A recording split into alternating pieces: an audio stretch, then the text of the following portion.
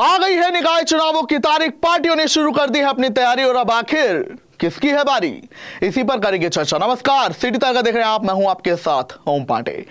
तो देखिए, हरियाणा सरकार ने आखिरकार बता दिया है कि निकाय चुनाव कब होंगे।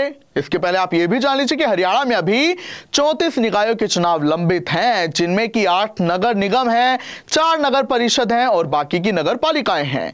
अब इन्हीं पर चुनाव होना है, जो कि 6 महीने के ज्यादा समय से लंबित पड़े हैं। अब आपको बता दें कि हरियाणा सरकार ने जहां पहले ही बता दिया है कि नए साल के मौके पर इन तारीखों का ऐलान हो जाएगा, यानी कि 4 जनवरी के पहले तारीखों का ऐलान होगा, 1 महीने के भीतर भीतर रिजल्ट आ जाएगा, यानी कि 3 से 4 फरवरी के दिन ये निकाय चुनावों के रिजल्ट घोषित हो सकते हैं, ऐसा हरियाणा सरकार ने याचिका में कहा है। तो अब आप अगर गौर करिए तो पहले अमूमन ये जो निकाय चुनाव होते थे ये पार्टी सिंबल पर नहीं लड़ती थी, लेकिन अब ये नया ट्रेंड शुरू होने लगा है जहां पार्टियां सिंबल पर हरियाणा में निकाय चुनाव भी लड़ रही हैं। बीजेपी ने जहां पहले ही घोषणा कर दी है कि वो निकाय चुनाव सिंबल पर लड़ेगी, तो वहीं अब आपको बता दें कि अब सिंबल पर आम आदमी पार्टी, इसके अलावा कांग्रेस ने भी चुनाव लड़ने का ऐलान कर दिया है। बता दें कि बीजेपी पहले भी सिंबल पर चुनाव लड़ चुकी है, वहीं आपको बता दें कांग्रेस ने भी कहा है कि वो इस बार के निगम चुनाव सिंबल पर लड़ेगी। और जो अभी सूत्रों के हवाले से खबर यह है कि जो परिषद और पालिका के चुनाव हैं वो सिंबल पर लड़ने हैं या नहीं, इस पर कांग्रेस पार्टी अभी फैसला लेगी, जिसके लिए बैठकें बुलाई जाएंगी।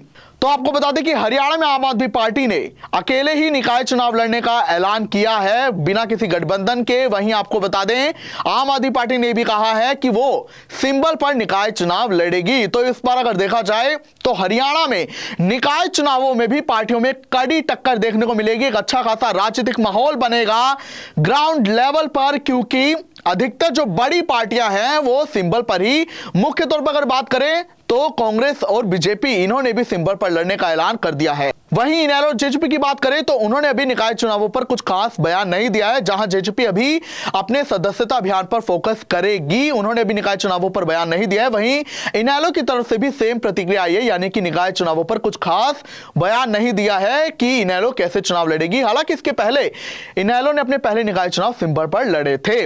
वहीं अब आपको बता दें कि जहां बीजेपी चूंकि सत्ता पक्ष है, बीजेपी सरकार में है, तो बीजेपी ने महीना पहले से ही तैयारी शुरू कर दी है। सूत्रों के हवाले से खबर है कि सैनी ने अपने पदाधिकारियों को, अधिकारियों को निर्देश दिए हैं कि वो ग्राउंड लेवल पर एक्टिव हो जाएं, शहर की जो भी समस्याएं हैं उन्हें निपटा दें, क्योंकि निकाय चुनाव जो होते हैं वो शहरी समस्याओं पर ही लड़े जाते हैं, कि पानी की निकासी हो, खराब सड़कें हो, खराब स्ट्रीट लाइट्स हो, ऐसे ऐसे वगैरह वगैरह के मुद्दे। वहीं आपको बता दें कि इनमें 2 बड़े मुद्दे गूंज सकते हैं, और इसको पहले ही इन मुद्दों को और ना उठाए विपक्ष, इसके लिए वो सैनी सरकार जो है काम में लग चुकी है, जहां पीपीपी यानी कि परिवार पहचान पत्र और प्रॉपर्टी आईडी, जिसमें कि बहुत गड़बड़ थी, जिसके चलते आम जनता को काफी परेशानी उठानी पड़ी, और विपक्ष ने भी इस मुद्दे को खूब उठाया सदन में।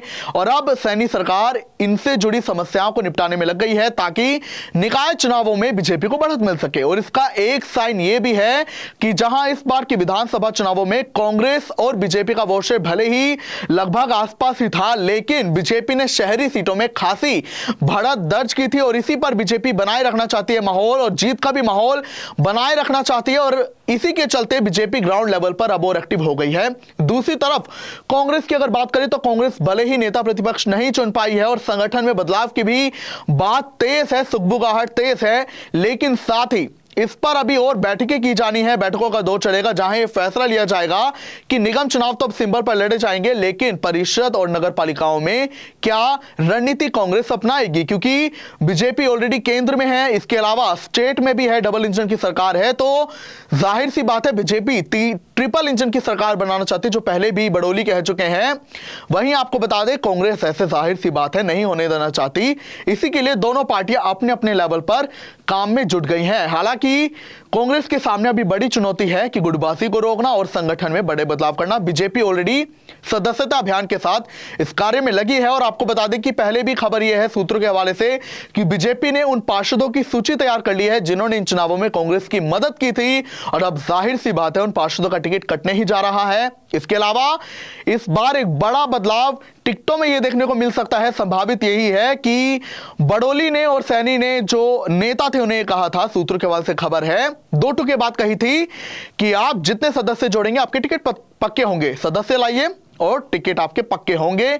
तो उस हिसाब से टारगेट भी दिया गया था। तो ऐसे में जाहिर सी बात है जितने नए नेता नए सदस्य जोड़ेंगे उनकी टिकट उतने ही पक्की होगी। तो ऐसे में नए चेहरे भी उतर सकते हैं, क्योंकि विधानसभा चुनावों में भी बीजेपी ने अच्छे खासे नए चेहरों को तादाद में उतारा था मैदान में, जिसका फायदा भी मिला। तो अब ये देखना होगा कि आखिर ये निकाय चुनावों का मैदान कैसा होता है, क्योंकि 34 निकायों में अभी चुनाव लंबित पड़े हैं।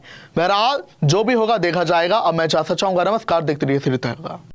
सिग्नस महाराजा अग्रसेन हॉस्पिटल पानीपत अस्पताल में आधुनिक तकनीक द्वारा गंभीर से गंभीर बीमारियों का इलाज किया जाता है। सभी मेजर गवर्नमेंट और प्राइवेट टीपीए पैनल का अस्पताल, आयुष्मान कार्ड धारकों का फ्री इलाज, अनुभवी डॉक्टर की टीम 24 घंटे उपलब्ध। आज ही विजिट करें Cygnus Maharaja Agrasen hospital Panipat. Mobile number 9215163855।